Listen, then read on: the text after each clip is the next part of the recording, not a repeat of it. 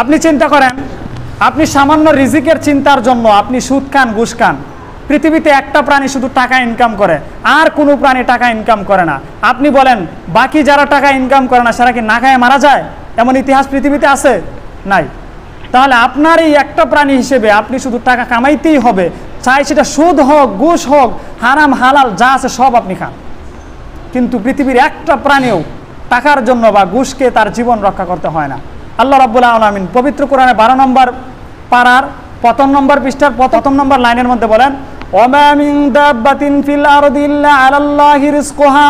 পৃথিবীতে এমন কোনো প্রাণী নাই যার খাবার আমি দেই না। তাহলে আল্লাহ রাব্বুল আলামিন যদি পৃথিবীর সব প্রাণীর খাবার দেয়, তুমি আশরাফুল মাখলুকাত, তুমি সৃষ্টির শ্রেষ্ঠ জীব, তাহলে তোমার খাবারও তো আল্লাহ রাব্বুল আলামিন দিবেন। জুড়ে বলুন সুবহানাল্লাহ। এরপর আপনার সুদ খাইতে হইব, এরপর আপনার ঘুষ খাইতে হইব। কি আশ্চর্য একটা বিষয়! আল্লাহ রাব্বুল আলামিন দৃষ্টান্ত দেন, তুমি তাকিয়ে দেখো একটা মাছের প্রতি। সেই মাছটা তিমি মাছ, দৈনিক সে কয়েক টন খাবার খায়, 26 থেকে 27 মানে এক টন হয়। যদি এই মাছটা 10 টন খাবার খায়, তাহলে তার ব্যাংকে কোনো টাকা নাই, সুদ খায় না, ঘুষ খায় না, এবং তার কোনো খামারও নাই। কিন্তু আল্লাহ রাব্বুল আলামিন প্রতিদিন তাকে খাবার দেয়, একদিনও তাকে উপোস রাখে না।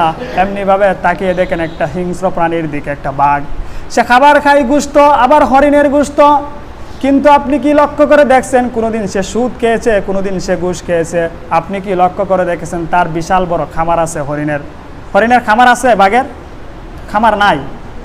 আপনি কি কোনোদিন দেখছেন যে এই হিংস্র বাঘটা না খেয়ে মারা গেছে? সে প্রতিদিন খাবার খাইতেছে, টাইম মতো খাবার খাইতেছে।